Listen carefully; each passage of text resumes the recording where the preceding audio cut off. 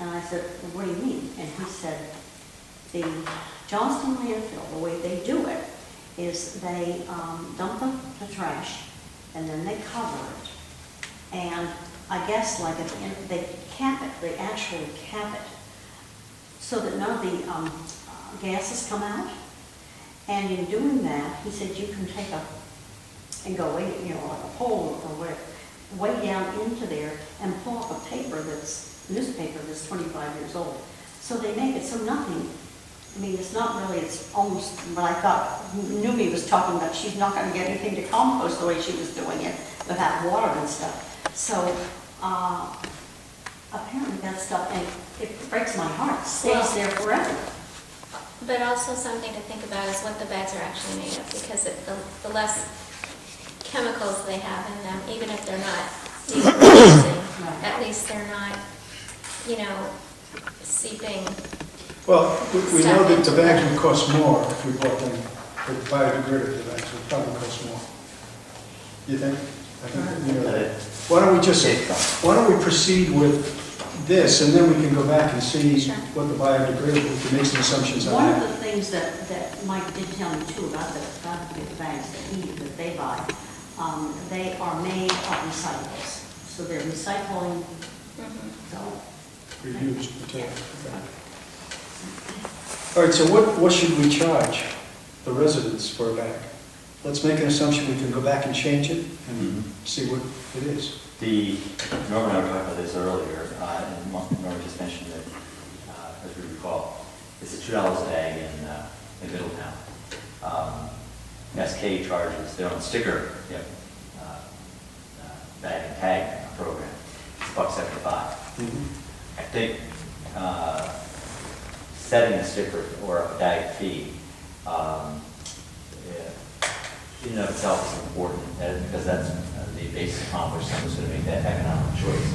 Should have recycled to the maximum in order to avoid using another bag. Right. So there's got to be a little pinch there It's got to in be order to encourage them to do motivation. that. If we did it just based on our own economics and it ended up being 60 cents a bag, then obviously it's not as there's not as much an incentive for people to not pull out the extra bag. So I think the going rate, I think in those communities that do have bags is $1.50 or more.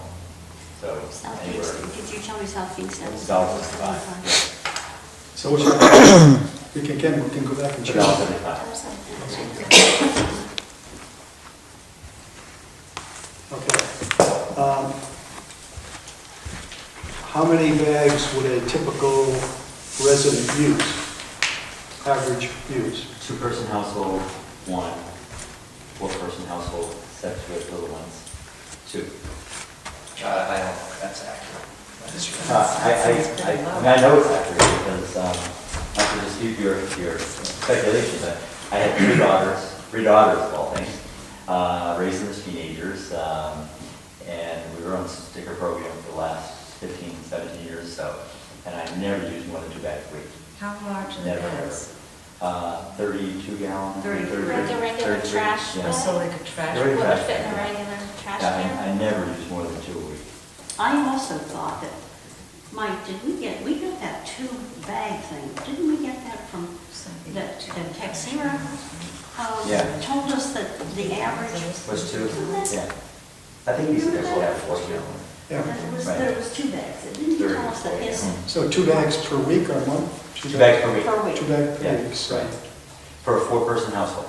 so let's say 8 bags per month. I need to put it in a monthly. So Yeah, 4.3 times 2. 4.3. So that's for the non-infant. $2 times 4.3. Just remember, I was in the trash business for a long time. But back then. And I was with towns that started the bag programs, Yeah. so. 2 times 4.3. No, I have personal which will experience. give And you I- a month. yeah. I have personal experience too, so Right, I because there's, I every understand. 3rd month, there's 5 leaks, so that factors in those. I mean, extra that's fees. something that's verifiable. 4.3 times. The different policy. Okay. So, that's the wrong one. Equals 2 times 4 equals.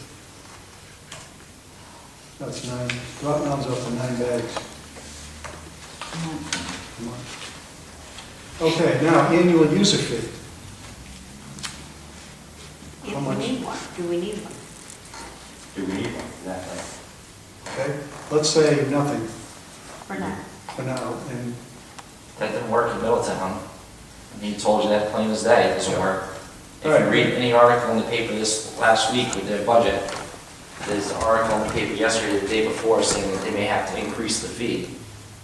So obviously that doesn't work. There's the $75, right? Yeah. See, I think this is one of the questions we're going to be grappling with, is it depends, one of the big variables is how the program is financed, to what extent it's user fee based, to what extent it's a tax expenditure, part of the general fund operating budget. The reason I say that is in East Greenwich, for example, they bid out recycling and solid waste collection as a contract to one entity. And their costs overall are very, very low in doing them. They don't have any special user fees. They don't have a pay-as-you-throw program. They still have a very low overall cost of operation.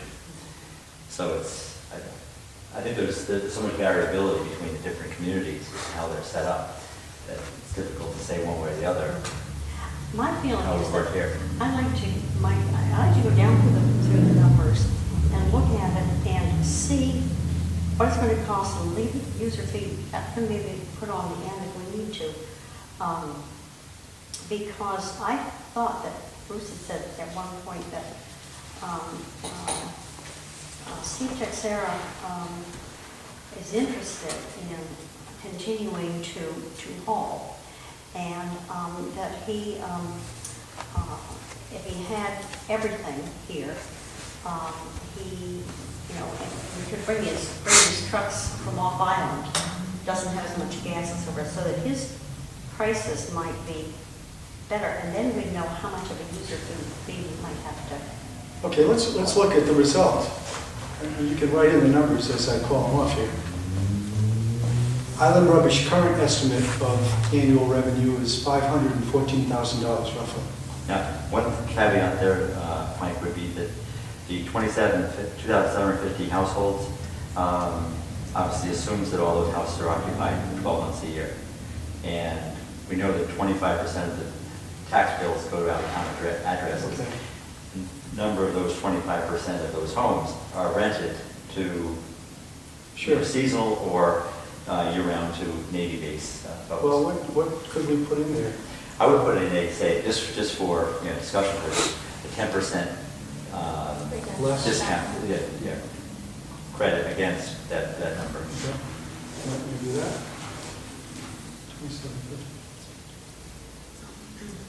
So that would be the assumption that 10% of the overall, well, no, 10% of 25% are unoccupied.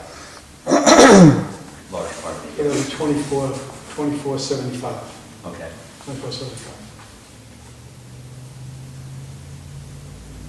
Okay, so there, that changes the Island Rubbish current estimate of annual revenue to $463,000. Now, that number is important because if we went to pay as you throw, the town would have to collect the revenue from the trash bags and give it to Island Rubbish. I don't see how you can even make that assumption. I don't see how anybody could possibly think that you're gonna implement a program like that and not have to go out to bid. That's Not to do what? to go out to bid.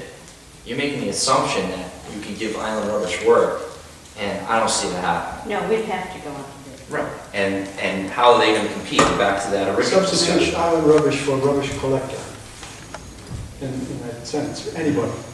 You know, if they were to do it today, what would they make? And you would think that they couldn't take much of a hit. The town revenue from the annual user fee, $0. The town revenue from the trash bag sales would be $385,803. How much was that? $385,803. That's The cost